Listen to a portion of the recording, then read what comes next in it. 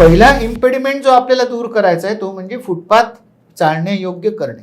ही सगळ्यात मोठी गोष्ट मी बाहेर शिकलो. दुसरी, आपल्याला बसेस किती पाहिजेत. मग अशी सांगता सांगता मी राहिलं, म्हणजे आपल्या शहरामध्ये आज 2000 बसेस चालवतात PMPMLच्या माध्यमातून. आपल्याला 4000 बसेस इमिजिएटली करायच्या आहेत.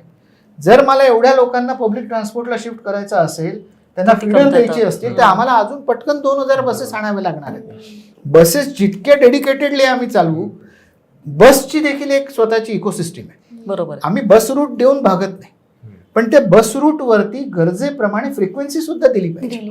म्हणजे एखाद्या रूट वरती मला एक बस चुकली आणि त्याच्यानंतर 1 तासाने बस असेल, तर मी काय करायचं.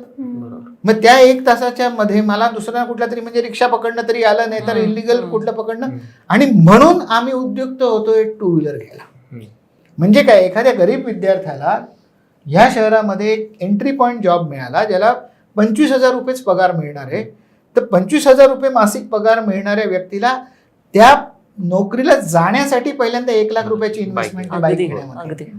तर हे आपण कुठे ना कुठेतरी सुधारलं पाहिजे. म्हणून strategically pedestrianisation, public transport enhancement is essential.